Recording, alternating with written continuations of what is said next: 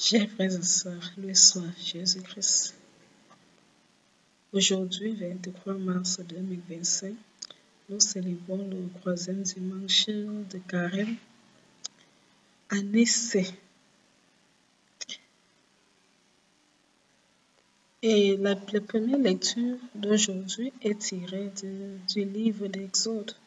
Exode chapitre 3, versets 1 à 8, puis du verset 10, 13 et 15. En ce jour-là, Moïse était berger du troupeau de son beau-père Jéthro, près de Madian. Il mena ce troupeau au-delà du désert et parvint à la montagne de Dieu à l'Horeb. L'ange du Seigneur lui apparut dans la flamme d'un buisson en feu. Moïse regarda le buisson brûler sans se consumer. Moïse dit alors, je vais faire un détour pour voir cette chose extraordinaire. Pourquoi le buisson ne se consume-t-il pas? Le Seigneur vit qu'il avait fait un détour pour voir, et Dieu l'appela du milieu du buisson. Moïse, Moïse, il dit, me voici. Dieu dit alors, n'approche pas ici, retire les sandales de tes pieds, car le lieu où tu te tiens est une terre sainte. Et il déclara, je suis le Seigneur, je suis le Dieu de ton père, le Dieu d'Abraham, le Dieu d'Isaac, le Dieu de Jacob. Moïse se voila le visage, car il craignait de porter son regard sur Dieu. Le Seigneur dit, j'ai vu la misère de mon peuple qui est en Égypte, et j'ai entendu ses cris sous le coup des surveillants. Oui, je connais ses souffrances. Je suis descendu pour le délivrer de la main des Égyptiens, et de le faire monter de ce pays vers un beau et vaste pays, vers un pays ruisselant de lait et de miel. Maintenant donc, va, je t'envoie chez Pharaon. Tu feras sortir d'Égypte mon peuple, les fils d'Israël. Moïse répondit à Dieu, j'irai donc trouver les fils d'Israël, et je leur dirai, le Dieu de vos pères m'a envoyé vers vous. Ils vont me demander quel est son nom. Que leur répondrai-je? Dieu dit à Moïse, je suis qui je suis. Tu parlerais ainsi aux fils d'Israël. Celui qui m'a envoyé vers vous, c'est je suis. Dieu dit encore à Moïse, tu parleras ainsi aux fils d'Israël. Celui qui m'a envoyé vers vous, c'est le Seigneur, le Dieu de vos pères, le Dieu d'Abraham, d'Isaac et de Jacob. C'est là mon nom pour toujours. C'est par lui que vous ferez mémoire de moi d'âge en âge. Parole du Seigneur. Le psaume 102. Le Seigneur est tendresse et pitié. Bénis le Seigneur, ô mon âme. Bénis son nom très saint, tout mon être. Bénis le Seigneur, ô mon âme. N'oublie aucun de ses bienfaits. Le Seigneur est tendresse et pitié. Car il pardonne toutes tes offenses et te guérit de toute maladie. Il réclame ta vie à la tombe et te couronne d'amour et de tendresse. Le Seigneur est tendresse et pitié. Le Seigneur fait œuvre de justice et défend le droit des opprimés. Il révèle ses desseins à Moïse, aux enfants d'Israël ses faits. Le Seigneur est tendresse et pitié. Le Seigneur est tendresse et pitié. Lent à la colère et plein d'amour, comme le ciel domine la terre, fort est son amour pour qui le craint. Le Seigneur est tendresse et pitié. Deuxième lecture. Lecture de la première lettre de Saint Paul aux Corinthiens, chapitre 10, du verset 1 à 6, puis du verset 10 à 12. Frères, je ne voudrais pas vous laisser ignorer que lors de la sortie d'Égypte, nos pères étaient tous sous la protection de la nuit, et que tous sont passés à travers la mer. Tous ils ont été unis à Moïse par un baptême dans la nuit et dans la mer. Tous ils ont mangé la même nourriture spirituelle. Tous ils ont bu la même boisson spirituelle. car il buvait à un rocher spirituel qui le suivait. Et ce rocher, c'est le Christ. Cependant, la plupart n'ont pas su plaire à Dieu. Leurs ossements, en effet, jonchèrent le désert. Ces événements devaient nous servir d'exemple pour nous empêcher de désirer ce qui est mal, comme l'ont fait ces gens-là. Cesser de récriminer comme l'ont fait certains d'entre eux. Ils ont été exterminés. Ce qui leur est arrivé devait nous servir d'exemple. Et l'Écriture l'a raconté pour nous avertir. Et nous qui croyons la fin des temps, nous qui croyons la fin des temps, ainsi donc, celui qui se croit solide, qu'il fasse attention à ne pas tomber. Parole du Seigneur. L'évangile d'aujourd'hui tiré de l'évangile de Saint Luc.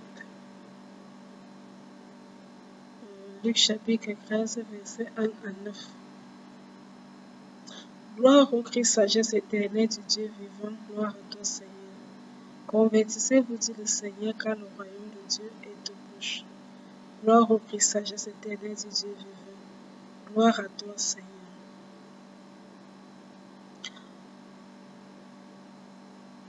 Évangile de Jésus qui selon Saint Luc. Un jour, les gens rapportèrent à Jésus l'affaire des Galiléens que Pilate avait fait massacrer, mêlant leur sang à celui des sacrifices qu'ils offraient.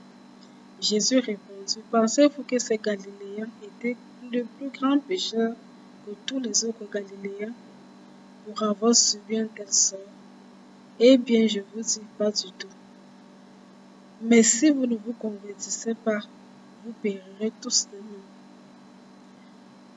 Et ces 18 personnes tuées par la chute de la tour de Siloé, pensez-vous qu'elles étaient plus coupables que tous les autres habitants de Jérusalem? Eh bien, je vous dis pas du tout. Mais si vous ne vous convertissez pas, vous périrez tous de même. Jésus disait encore cette parabole. Quelqu'un avait un figuier planté dans sa vigne. Il vint chercher du fruit sur ce figuier. Il n'en trouva pas. Il dit alors à son vigneron, voilà 300 que je viens chercher du fruit sur ce figuier et je n'en trouve pas. Coupe-le, à quoi bon le laisser épuiser le sol? Mais le vigneron lui répondit, maigre, laisse-le encore cette année, le temps que je bêche autour pour y mettre du fumier. Peut-être que donneras-tu du fruit à l'avenir, sinon tu le couperas. Acclamons la parole de Dieu. Alors, mes chers frères et sœurs, aujourd'hui nous avons écouté le texte de ce troisième dimanche de Carême à Nicée. Les textes d'aujourd'hui, au moment où nous avançons, nous allons déjà à mi-chemin vers la montée vers Pâques. Le texte nous invite à la conversion. Et la première lecture jusqu'à l'évangile, on nous invite à la conversion. Dans la première lecture, nous savons ce qui est arrivé au peuple d'Israël. Le peuple d'Israël vivait bien. Ils sont recouvrés en Égypte. Et c'est comme ça que, après la mort de Joseph et de Pharaon, les successeurs qui n'ont pas connu Joseph, ils les ont commencé à faire subir. Ils ont rendu le peuple en esclavage. Le peuple a crié vers Dieu. Dieu a envoyé Moïse les sauver. Il lui révélant son nom. Sauf que le Dieu qui les a délivrés d'Égypte, qui les a traversés à pied sec la mer Rouge, les Juifs n'ont pas été fidèles à Dieu. C'est ce que l'apôtre Saint Paul voudrait nous signifier dans l'évangile. Que quand Moïse a délivré le peuple d'Égypte, c'était tout le monde qui était sorti d'Égypte. Quand Juif est resté en Égypte, tous sont sortis. Tous ont traversé la mer Rouge. Tous sont arrivés au désert. Tous ont vu la nuée qui les accompagnait. Tous ont entendu la voix de Dieu. Tous ont mangé la manne au désert. Tous ont bu l'eau du rocher. Le rocher n'était pas... Normalement, c'était un rocher physique. Une fois qu'ils avaient bu l'eau, en continuant leur marche sur le désert, l'eau devait tarir. Mais on voyait que le rocher se déplaçait. C'était comme si c'était un rocher, une source d'eau mobile. C'est-à-dire, plus ça avançait dans le désert, le rocher aussi s'avançait. Ce qui montre que cette eau n'était pas une eau ordinaire. La fameuse eau de Mériba. Mais malgré que Dieu avait pris soin de son peuple, l'avait délivré, ils avaient vu les cadavres des Égyptiens dans la mer Rouge. Ça n'a pas empêché au peuple d'Israël d'être infidèle.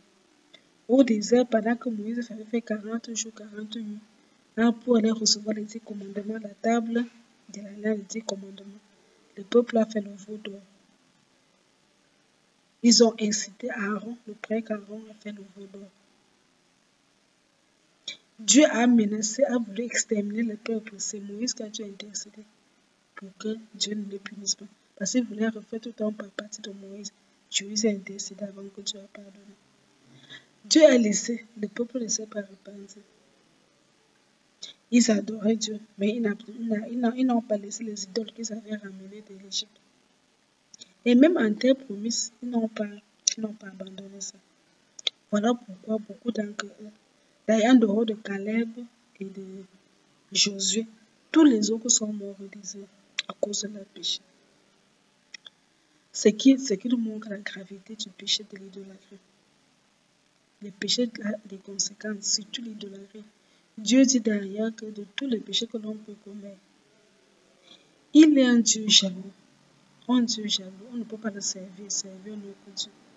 Tous ceux qui l'ont fait ont payé ça en soit de leur vie, ou alors payé ça, le prix était coché. Dieu dit qu'il est un Dieu jaloux.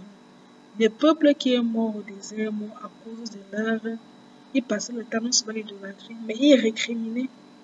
Moins que problème, ils étaient en train de récriminer. Pourtant, Dieu leur montrait tout le temps qu'il était avec eux, qu'il était un père pour eux. Mais moins que problème, ils récriminaient. Ils se comportaient vraiment comme un esclave qui vient de sauter et qui délivrer. Tout le temps, ils récriminaient. Voilà pourquoi, presque tous en dehors de Josué, les Caleb, tous sont morts au désert. Ce sont plutôt leurs descendants qui sont entrés en terre promise. Ils n'avaient pas la foi en Dieu. La foi les manquait. Ils n'avaient pas la foi en Dieu. Leur amour en Dieu était dilué. Voilà pourquoi ils sont morts. Et si aujourd'hui, les chrétiens d'aujourd'hui ont aussi des foi diluées, n'ont pas une foi ferme en Dieu, n'acceptent pas d'abandonner le mal, les faux dieux, d'avoir confiance en Dieu, ils auront aussi le même sort. Donc, nous devons nous convertir, nous devons abandonner ces faux dieux, nous devons vraiment donner nos confiance à Dieu. Si tu as dit que tu es chrétien, soyons vraiment des chrétiens, des bons chrétiens, pas des chrétiens qui sont un pas avec Dieu et l'autre pas avec les diables. Non, on ne peut pas servir deux mères, il faut être avec Dieu. La foi, quand on dit qu'on sert Dieu, c'est d'avoir la fidélité à Dieu. Fidélité n'est pas servir deux mères, c'est la fidélité à Dieu. J'ai un seul Dieu. Alors, comme j'ai un autre Dieu, je ne pars pas chez les marabouts, par exemple. Si j'y allais, c'est temps de carême m'invite à accéder d'aller chez les marabouts. Avoir un seul Dieu, ça veut dire que je n'adhère pas à une secte ésotérique, puis si j'étais sorcier, je me convertis. C'est ça. Toujours dans l'amour de Dieu, j'ai aussi la foi, la confiance en Dieu, à savoir que dans mes moments difficiles, c'est Dieu qui m'a fait sortir des pires moments, ce Dieu me sauvera toujours. Parce que Dieu m'aime, il ne m'abandonnera jamais. Ne pas craindre à ces soi-disant des sauveurs qui viennent de n'importe où, qui ne nous sauveront pas. Voilà pourquoi Jésus dit dans l'évangile, quand on vient lui dire qu'il y a les Galiléens qui Pilate a tué, sont allés faire le sacrifice, Pilate est venu les tuer. Les gens qui lui rapportent Jésus veulent montrer que ces Galiléens qu'on a tués étaient des grands pécheurs. Mais vous remarquerez qu'à Jésus, lorsque tu viens toujours accuser quelqu'un, parler de quelqu'un, te demande, lui te renvoie plutôt à toi-même. Si vous-même vous ne changez pas, ne pensez pas que c'est mal que cela arrive. La même chose vous arrivera. Si vous faites tout, ne changez pas dans vos habitudes, la même chose arrivera. La preuve en est que le peuple, les Juifs n'ont pas, certains Juifs, la majorité n'ont pas cru en Jésus. Ils sont allés en déportation et ils en ont subi dans leur chair. Aujourd'hui, les Juifs sont dispersés dans les espoirs. Pourquoi? Parce qu'ils n'ont pas cru à la parole de Dieu. Ils n'ont pas cru à la parole de Dieu. Donc, il est vraiment temps que nous fassions un choix aujourd'hui. Est-ce que c'est Dieu que nous servons? Ou alors c'est d'autres dieux? Mais si nous sommes avec Dieu, alors restons vraiment avec Dieu. Mais si nous sommes avec Dieu, avons d'autres dieux. Ce qui est arrivé au peuple d'Israël par les deux déserts, c'est ce qui nous arrivera. Il est temps. Le Seigneur nous appelle aujourd'hui à la conversion. Abandonnons nos mauvaises marches. À croire que Jésus est le Seigneur et notre Sauveur. Notre vie en dépend. Et notre vie éternelle en dépend. Si nous refusons Dieu, ou alors que nous faisons toujours, nous sommes des chrétiens de ce qu'ils font le syncrétisme, ce qui est arrivé aux autres d'Israël, ce qui est arrivé, les pénitents, les peines qu'ont subi les autres, nous subirons aussi. Donc il est vraiment temps que chaque chrétien d'aujourd'hui donne sa vie à Dieu. Et totalement, la vie croire en Dieu, c'est d'abord avoir la foi en lui et être fidèle à Dieu. Dieu est fidèle envers nous, soyons aussi fidèles à nous commençons avec Dieu. Ne servir qu'un seul Dieu et croire que le Dieu que je sais me sortira de la situation dans laquelle je vis, de la peine. Il voit ma peine et il me sortira de là. C'est ce que nous voulons partager avec Jésus. Nous vous souhaitons bons dimanches de carême et que Dieu nous avance, nous aide dans nos devoirs de carême, surtout dans nos conversions. Il faut que nous restions fidèles jusqu'à la fin. Que Dieu vous bénisse abondamment en tout. Merci Jésus-Christ.